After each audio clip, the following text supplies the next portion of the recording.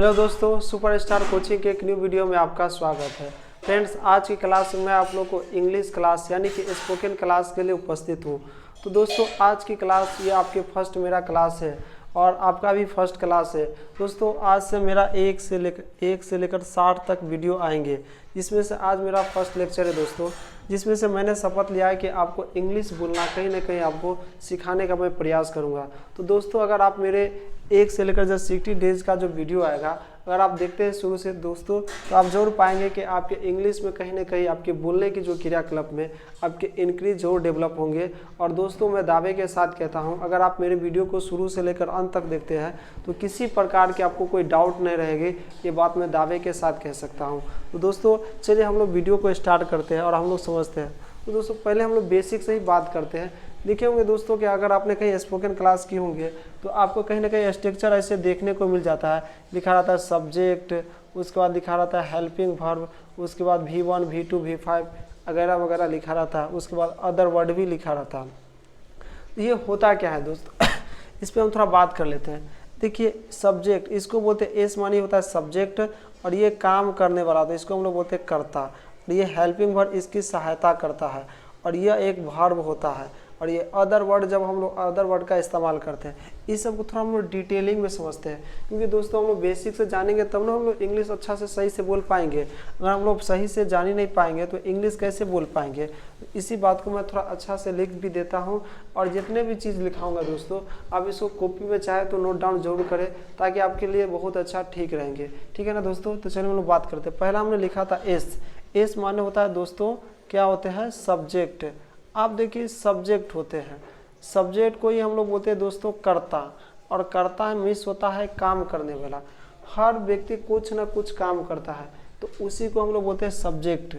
अब देखिए, कोई भी काम हो रहा है तो समझिए काम करने वाला, सब्जेक्ट वो समझिए काम करने वाला होगा, तो समझिए वही क्या हो गया, सब्जेक्ट हो गया।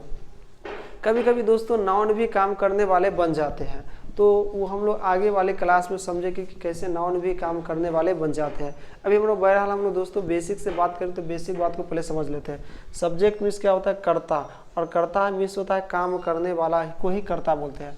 आप जानते हैं कि सब्जेक्ट, देखिए दोस्तों, काम करने वाला या तो मैं हो सकता हूँ या तो तुम हो सकते हैं। छोटे बच्चे रहेंगे तो तुम बोलते हैं, बड़े हैं तो आप भी हो सकते हैं, या वह भी हो सकता है। लड़की है तो लड़की के लिए अगर मान लीजिए तो उसे दिखाना, तो वह भी हो सकता है, स्त्रीलिंग पुल्लिंग में दर्शाना। राम भी हो सकता है, हम लोग भी हो सकते हैं, वे लोग भी हो सकते हैं। ये स्थिति यह हो सकता है दोस्तों कि सब्जेक्ट इस प्रकार हो सकते हैं। तो इस प्रकार हम लोग डिफाइन करें तो सबसे पहले याद रखें दोस्तों, आई को हम लोग बोलते हैं मैं, या तो मुझे भी बोलते हैं। इस बात पे याद रखें, हम लोग बेसिक से ही बात करें। उसके बाद यू मीन्स होता है तुम दोस्तों, क्या होता है, तुम या तो आप। ठीक है ना। अब हम लोग क्या काम कर सकते हैं, या तो वी माने क्या होता है, हम, या हम लोग भी बोल सकते हैं। अब नेक्स्ट क्या है, या तो हम लोग दे माने क्या होता है, वे, या तो वे लोग भी होते हैं। ये दे का हिंदी, ठीक है ना, इस बात को याद रखिएगा। अब या ही जो होता है लड़का के लिए लगाया जाता है, ही माने वह होता है, या तो उससे भी होता है। याद रखिए, यह जो होता है वो पुलिंग के लिए होता है, ये बात याद रखिएगा। अब हम लोग बात कर लेते हैं सी माने होता है दोस्तों वह भी होता है और उससे भी होता है, लेकिन ये बात जो हम लोग प्रयोग करते हैं वो स्त्रीलिंग के लिए करते हैं। ठीक है ना, यानी कि फीमेल के लिए होता है, और ये जो होता है मेल के लिए होता है।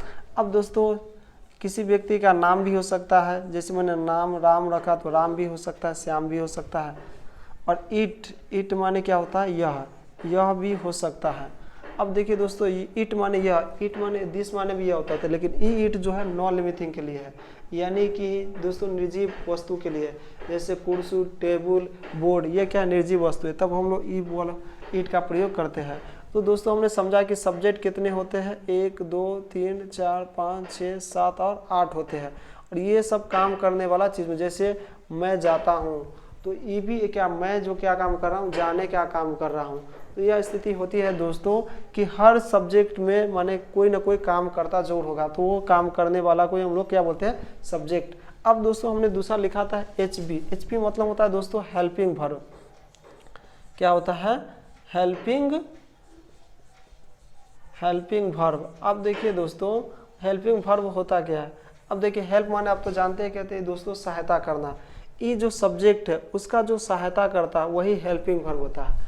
अब देखिए दोस्तों जैसे सहायता कौन कर सकता है, मान लीजिए मैंने एक उदाहरण ले लिया कैन, ये मॉडल है दोस्तों। मान लीजिए एक और मॉडल मैंने ले लिया शुड, ये। अब देखिए कैन माने होता है सकता या सकना, ये होता है। आपको आगे वाला क्लास में इसका डिटेलिंग मिलेगा, लेकिन मैं उदाहरण स्वरूप ले रहा हूँ। सकता, शक्ति, शक्ति सब हो सकता है। अब देखो शुड माने क्या होता है दोस्तों, चाहिए। अब देखिए ये जो ही नहीं कि कैन शुड हो, वाज वेयर भी हो सकता है, इज एम आर भी हो सकता है, कुछ भी हो सकता है दोस्तों जो हेल्पिंग वर्ब में हो। अब देखिए हेल्पिंग वर्ब हमने सीख गया। दूसरा आपके लिखे थे V1 V2 V3। दोस्तों इसको ये जो V1 V2 जो होता है इसको हम लोग बोलते हैं दोस्तों वर्ब, और वर्ब को हम लोग बोलते हैं क्रिया। ये जो ही नहीं कि वर्ब जो होता है दोस्तों ये V1 वर्ब के 5 रूप है, लेकिन सबका अलग अलग कंडीशन है कि सबके लगाने का विधि भी अलग अलग है, ठीक है ना दोस्तों। तो हम लोग लगाने की जो विधि है ये सब अगला क्लास में सीखेंगे धीरे धीरे करके। अभी हम लोग एक बार में सब कुछ नहीं सीख सकते दोस्तों, ठीक है ना। तो वर्ब माने क्या होता है, क्रिया। अब क्रिया क्या होता है, जैसे देखिए सबसे पहचानने का सबसे बेस्ट तरीका है क्रिया को कि जिसके अंत में ना लगा रहे समझिए वो क्रिया है, ठीक है ना। जिसके अंत में ना लगा रहे वो क्रिया है। जैसे मैं एक एग्जांपल ले लेता हूँ, गो, और गो माने क्या होता है दोस्तों, जाना, तो लास्ट में लगा है ना। प्ले माने क्या होता है, अब जानते हैं कि प्ले माने होता है खेलना। अब देखिए इसके लास्ट में लगा है ना, तो समझिए प्ले माने होता है खेलना। अब नेक्स्ट हम लोग ले लेते हैं रन। रन माने क्या होता है, दौड़ना, तो इसके भी अंत में ना लगा है। अब स्लीप माने क्या होता है, सोना, तो इसके भी ना लगा है ना, सोना। अब वॉक माने क्या होता है, टहलना। तो आप कई एग्जाम्पल ले सकते हैं दोस्तों कि जिसके अंत में ना लगा रहा है तो वो क्या होता है, क्रिया हो जाता है। ये आपको थोड़ा सा आपको हिंट दिए है। अब जैसे मैं थोड़ा एक और एग्जाम्पल ले लेता हूँ। टीच माने क्या होता है, पढ़ाना, और रीड माने होता है पढ़ना। अब देखिए दोस्तों, देखिए हमने देखा है कि सबसे पहले एस, इसी को बोलते हैं सब्जेक्ट, और ई जो है एच भी। ये देखिए महंगाई का ज़माना आ चुका है, तो सब्जेक्ट लिखेंगे तो ज़्यादा पेन ख़त्म होगा, तो इसीलिए हम लोग शुरू वाला अक्षर ले लिया, हो गया। अब देखिए हेल्पिंग वर्ब लिखना है, तो हेल्पिंग वर्ब लिखेंगे सीधे लिखे एच, और उसके बाद क्या लिख देंगे, एच, और उसके बाद भी, हेल्पिंग वर्ब हो गया। और ये वर्ब है V1 लग रहा है, ठीक है ना, तो V1 दे देंगे। इधर दर्शाना होगा कि V1 है कि V2 है कि V3। अगर आगे आने वाला कोई और शब्द रहेगा तो इसी को बोलते हैं अदर वर्ड, ठीक है ना दोस्तों। अब देखिए इसी के सहायता से हम अंग्रेजी बोल सकते हैं। देखिए एक बात है, देखिए हेल्पिंग वर्ब बदल सकता है, हेल्पिंग वर्ब हमेशा बदलेगा तो उसका मीनिंग भी चेंज हो जाएगा। थोड़ा हम लोग पहले एक एग्जांपल से समझ लेते हैं। अब जैसे हम लोग, अब देखिए दोस्तों आपको बताया कि स्पोकन क्लास है, तो लिखने पे थोड़ा ज़्यादा कम ध्यान देना है, बोलने पर ज़्यादा ध्यान देना है, क्योंकि आपको अंग्रेजी बोलना सीखना है, ना कि लिखना सीखना है, ठीक है ना दोस्तों। अब देखिए जैसे मैं एक एग्जांपल बोलता हूँ, कैन माने होता है सकना, या सकता शक्ति सब हो सकते हैं।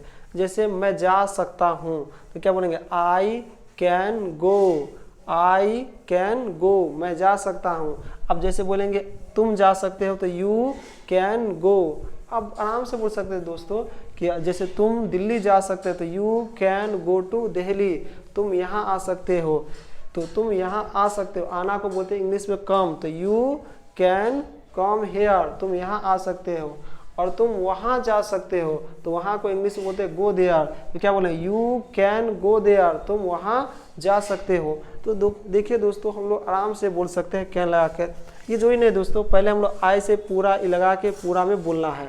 जैसे हमको थोड़ा बोल के समझाते हैं, जैसे बोले आई कैन गो, मैं जा सकता हूँ, आई कैन प्ले, मैं खेल सकता हूँ, आई कैन रन, मैं दौड़ सकता हूँ, आई कैन स्लीप, मैं सो सकता हूँ, आई कैन वॉक, मैं टहल सकता हूँ, आई कैन टीच, मैं पढ़ा सकता हूँ, या आई कैन टीच मैथ, मैं टीच द मैथ, मैं मैथ पढ़ा सकता हूँ, I can teach the English, मैं इंग्लिश पढ़ा सकता हूँ। दोस्तों ये आराम से आप लोग बोल सकते हैं। अब आई से बोलिए तो हम लोग को क्या बोलना है, यू से।